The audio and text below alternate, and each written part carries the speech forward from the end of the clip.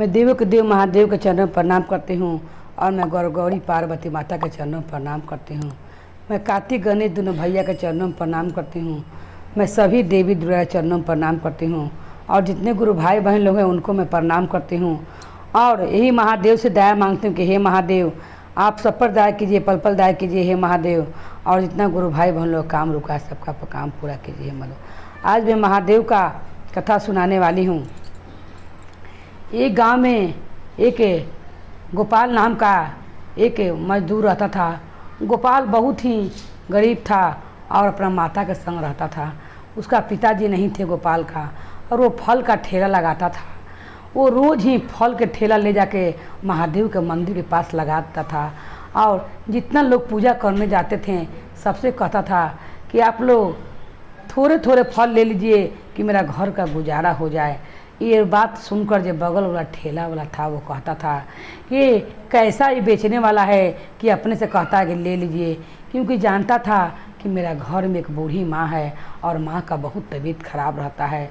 और महादेव के मंदिर के सामने ही लगाता था और रोज़ महादेव से विनती करता था कि हे महादेव मेरा फल जो आप पर चढ़े वो प्रसाद के रूप में अमृत बन जाए और जे भी खाए उसका कष्ट निवारण हो के हे महादेव, क्योंकि मेरी माँ का बहुत तबीयत खराब है। अगर मेरा फल नहीं बिकेगा तो माँ का मैं कैसे दवा कर ले आऊँगा, कैसे इलाज कराऊँगा और कैसे माँ का मैं अपना ऑपरेशन कराऊँगा। ये कहकर गोपाल बहुत चिंता में रहता था। एक दिन क्या होता है कि पानी बरसने लगता है तो पूजा करने वाला आदमी महादेव के मंदिर में कम पहुँचते हैं। वो फल के ठेला जो महादेव के मंदिर पास लगेले रहता है, आदमी के ना पहुँचने के कारण पूजा करने के लिए फल उसका वैसे ही रह जाता है, फल नहीं बिकता है।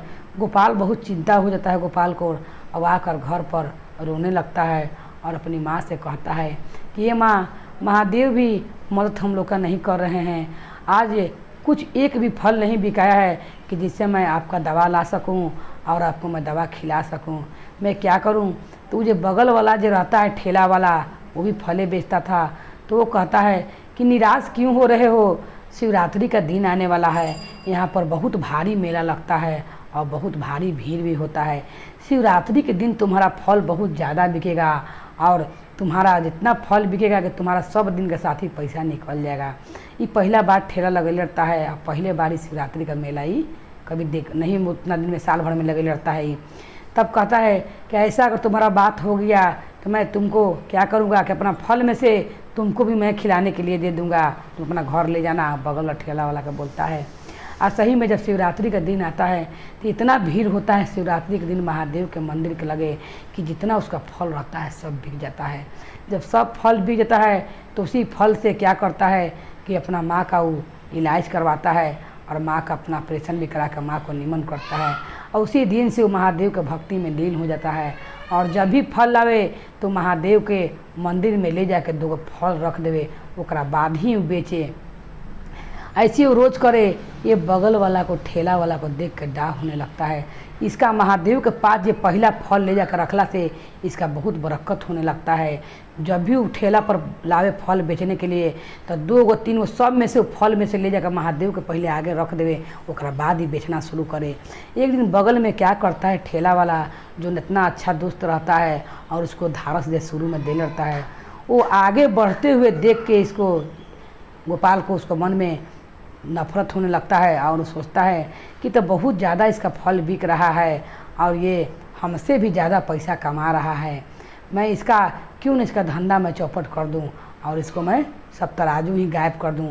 जैसे वो फल रखने जाता है अंदर महादेव के लिए रहता है, सिल्फर लिए रहता है, गर्मी के दिन रहता है, सिल्फर लेता है तो कहता है, सोचता है कि पहला सिल्फर मैं ले जाकर महादेव के पास चढ़ाता हूँ, क्योंकि बहुत लोग गर्मी में शरबत पीते हैं तो महादेव को भी मैं शरबत पिएंगे। महादेव पहला सिल्फर ले जाकर महादेव का रखता है। जैसे ही वो महादेव को सिल्फर चढ़ाने गोपाल जाता है ठेला छोड़ के, उतने में क्या करता है बगल वाला कि उनका जो तराजू रहता है तौलने वाला वही गायब करता है और गायब करके चुपचाप ठेला पर बैठ जाता है। जब अंदर से आता है गोपाल तो देखता है कि मेरा ठेला पर तौलने वाला ही नहीं है और ग्राहक का भीड़ लगा हुआ है। महादेव की कृपा से जब से वो महादेव के भोग लगाने लगा था उसका बहुत बिक्री होने लगा था। ये इतना कंजर था कि एक ठो लोग के देवो को रहता डंडी मार ले, उसमें लोग का दिया हुआ पैसा भी हक मार लेता था बगल वाला। मगर ये तो सच्चा मन के था, थोड़ा झुका कर दे देवे और क्या करे कि महादेव के हर चीज़ में से ले जाकर भोग लगा देवे। अब लोग के भीड़ लग जाता है और कौची से तौल के दे तो क्या करता है कि अंजात से ही लोग के देने लगता है। तो कितना लोग पहले तो सब लोग अंजात से ही लेकर जाने लगते हैं, फल जो रख लेता है। मगर ये बगल वाला लोग के भड़काने लगता है, कहता है गोपाल का जो दोस्त रहता है बगल में ठेला वाला कि रोज़ आप लोग को कम देता है, इसका तराजू किलो भुला गया है, यही चुरा लेता है से आप हम लोग मेरे पास से लीजिए, आपको रोज़ ही कम देता है। ग्राहक भटक जाता है और बगल वाला के पास से वो फल कीनने लगता है। तब ये कहता है गोपाल महादेव से कि हे महादेव, यहाँ आपके भक्ति के लिए मैं छोड़ के ठेला आप पर जाता हूँ और उतने देरी में मेरा ठेला पर का सामान चोरी हो गया। महादेव आपका मंदिर के सामने ऐसा हो रहा है, तब आओ यहाँ आओ कहूँ पर भी क्या होगा, आपका मंदिर के सामने ऐसा घटना घट रहा है। महादेव के पास जब बात जाता है तो पार्वती माता कहती है महादेव से कि हे महादेव, गोपाल इतना छोटा है उम्र में मगर कितना दूर का बात बोला है, बताइए। आपके पास ही गोपाल ठेला लगाता है और फल बेचता है भक्त लोग का, और ये फल वहाँ से ठेला पर से ही उसका तोलने वाला गायब हो गया। महादेव आप कुछ कृपा कीजिए, अपना चमत्कार कराइए। ये बगल वाला बड़ा दुष्ट है, आपका फल बेचता है वो भी पूजा के लिए, मगर लोग का डंडी भी मार लेता है और कम भी देता है, और नहीं तो गोपाल का तराजू किलो भी चुरा लिया है। उसी समय महादेव के कृपा से क्या होता है कि जितना वो फल बेचते रहता है बगल वाला फिन जाता है लेके दे चढ़ाने के लिए महादेव के, और सारा गेहूँ कूट के इसके दुकान पर से चले जाते हैं, उसके दुकान पर बगल वाला के, क्योंकि भड़का दे रहता है कि आपको कम दे रहा है। तो सब तक गेहूँ कूट के ही चल जाता है। बस जैसे ही वो क्या करता है कि तौले जाता है, बस उसी में उसका हाथ सट जाता है, तराजू किलो में हाथ सटता है महादेव की कृपा से। अब वो निकाल के दे ही नहीं पाता है दूसरा गेहूँ को फल। तब कहता है कि क्या हो गया, मेरा हाथ छूट ही नहीं रहा है। तब उसी समय वो सोचता है, जब उसी समय महादेव का घंटी का आवाज़ बजता है, तब सोचता है बगल वाला जो रहता है ठेला वाला कि लगता है कि मेरा दुष्ट कर्म का सज़ा मिल रहा है।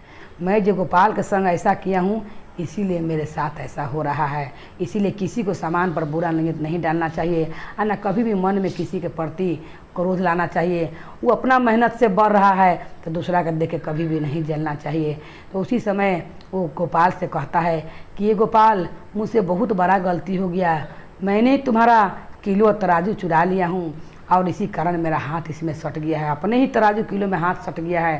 कि तुम महादेव से विनती करो और मेरा हाथ को छुड़ा दो। हे गोपाल कहता है, तो कहता है कि मेरा हाथ में कुछ नहीं है, जौन करेंगे महादेव करेंगे, आप महादेव से दया मांगिए और महादेव से क्षमा मांगिए। उसी समय वो ठेला वाला क्या करता है, जो फल बेचते रहता है बगल वाला, महादेव से कहता है कि हे महादेव, मुझसे बहुत बड़ा गलती हो गया। मैं तो सोचा कि आप नहीं देख रहे हैं, मेरा तो दुनिया का मालिक है, अब तो बंद आँख में दुनिया देखते हैं महादेव, हम पर दया कीजिए हे महादेव, मेरा हाथ ही इठी में से तौले वाला से छुड़ा दीजिए। उसी समय माता पार्वती बोलती हैं महादेव से, उसका गलती को उसको एहसास हो गया है, हे महादेव आप उसका हाथ छुड़ा दीजिए। तो महादेव की कृपा से उसका हाथ छूटता है तराजू किलो में से, और फिर अब जो किलो तराजू चुरा के रख लेता है गोपाल को देता है। गोपाल का महादेव के कृपा से उसका बिजनेस बहुत बढ़ने लगता है, और गोपाल का माँ का ऑपरेशन भी होता है, और पूरा परिवार गोपाल और उसकी माँ नीमन से रहने लगती हैं। और महादेव का रोज़ 2 गो से अब महादेव का रोज़ 1 किलो प्रसादी पहले फल लिया कर महादेव के मंदिर में दे के ही वो अपना फल बेचता था। जैसे महादेव गोपाल पर कृपा किए उसी सब पर कृपा करें। बोले हर हर महादेव की जय, गौरी पार्वती मैया भवानी की जय, भैरव भैया की जय।